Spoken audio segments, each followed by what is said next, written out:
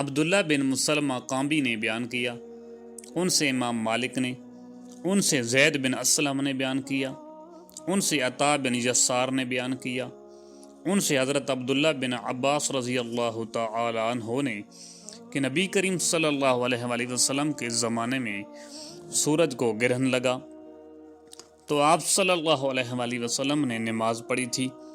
آپ صلی اللہ علیہ وآلہ وسلم نے اتنا لمبا قیام کیا کہ اتنی دیر میں سورہ بقرہ بھی پڑھی جا سکتی تھی۔ پھر آپ صلی اللہ علیہ وآلہ وسلم نے رکوع لمبا کیا اور اس کے بعد کھڑے ہوئے تو اب کی مرتبہ بھی قیام بہت لمبا تھا لیکن پہلے سے کچھ کم۔ پھر ایک دوسرا لمبا رکوع کیا جو پہلے رکوع سے کچھ کم تھا۔ پھر آپ صلی اللہ علیہ وآلہ وسلم سجدہ میں گئے، سجدہ سے سر اٹھ کر پھر لمبا قیام کیا لیکن پہلے قیام کے مقابلے میں کم لمبا تھا۔ پھر ایک لمبا رکوع کیا، یہ رکوع بھی پہلے رکوع کے مقابلے میں کم تھا۔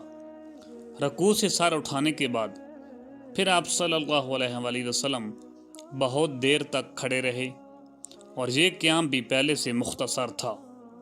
پھر چوتھا رکوع کیا، یہ بھی بہت لمبا تھا لیکن پہلے سے کچھ کم۔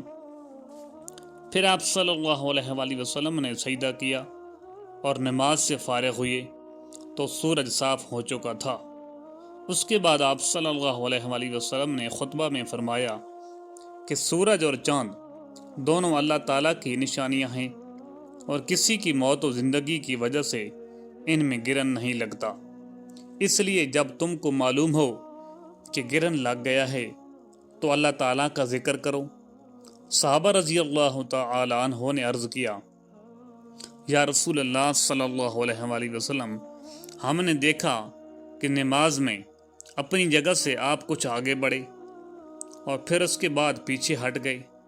آپ نے فرمایا کہ میں نے جنت دیکھی اور اس کا ایک خوشہ توڑنا چاہا، اگر میں اسے توڑ سکتا تو تم اسے رہتی دنیا تک کھاتے، اور مجھے جہنم بھی دکھائی گئی، میں نے اس سے زیادہ بھیانک اور خوفناک منظر کبھی نہیں دیکھا۔ میں نے پوچھا، یا رسول اللہ صلی اللہ علیہ وآلہ وسلم، اس کی کیا وجہ ہے؟ آپ نے فرمایا کہ اپنے کفر انکار کی وجہ سے پوچھا گیا کہ اللہ تعالیٰ کا کفر انکار کرتی ہے؟ آپ صلی اللہ علیہ وآلہ وسلم نے فرمایا کہ شوہر کا اور احسان کا کفر کرتی ہے۔ زندگی بھر تم کسی عورت کے ساتھ حسن سلوک کرو لیکن کبھی اگر کوئی خلاف مزاج بات آ گئی تو فوراً یہی کہے گی کہ میں نے تم سے کبھی بھلائی نہیں دیکھی۔ صحیح بخاری حدیث نمبر 1052۔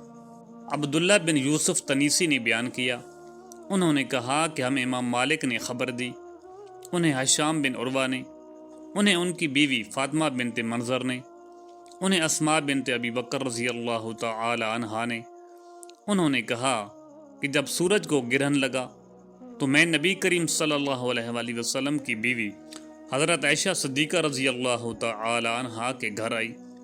اچانک لوگ کھڑے ہوئے، نماز پڑھ رہے تھے اور عائشہ رضی اللہ تعالی عنہا بھی نماز میں شریک تھیں۔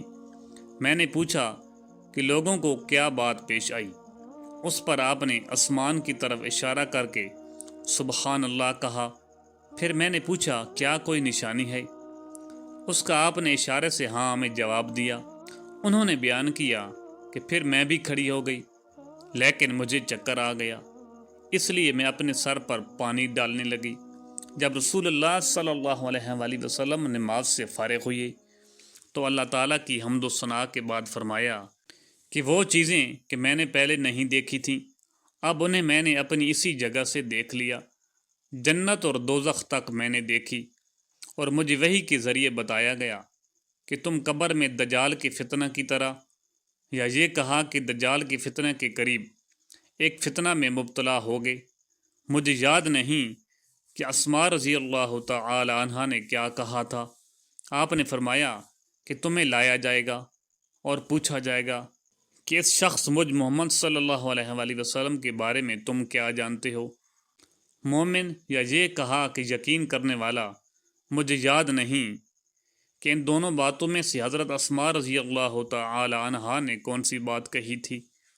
تو کہے گا کہ یہ محمد صلی اللہ علیہ وآلہ وسلم ہیں، آپ صلی اللہ علیہ وآلہ وسلم نے ہمارے سامنے صحیح راستہ اور اس کے دلائل پیش کیے اور ہم آپ پر ایمان لائے تھے اور آپ کی بات قبول کی اور آپ کا اتباع کیا تھا۔ اس پر اس سے کہا جائے گا کہ تو مرد صالح ہے، پس آرام سے سو جاؤ، ہمیں تو پہلے ہی معلوم تھا کہ تو ایمان و یقین والا ہے۔ منافق شک کرنے والا، مجھے معلوم نہیں کہ حضرت اسماء نے کیا کہا تھا، وہ یہ کہے گا کہ مجھے کچھ معلوم نہیں، میں نے لوگوں سے ایک بات سنی تھی وہی میں نے بھی کہی، آگے مجھ کو کچھ حقیقت معلوم نہیں۔ صحیح بخاری حدیث نمبر 1053۔ ربیع بن یحییٰ نے بیان کیا، کہا ہم سے زیدہ حشام نے بیان کیا، ان سے فاطمہ نے، ان سے اسماء رضی اللہ تعالی عنہا نے کہ رسول اللہ صلی اللہ علیہ وآلہ وسلم نے سورج گرہن میں غلام آزاد کرنے کا حکم فرمایا۔ صحیح بخاری حدیث نمبر 1054۔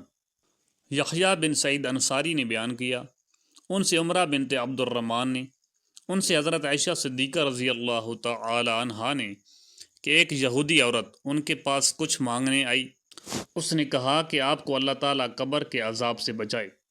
انہوں نے نبی کریم صلی اللہ علیہ وآلہ وسلم سے پوچھا کہ کیا قبر میں بھی عذاب ہوگا؟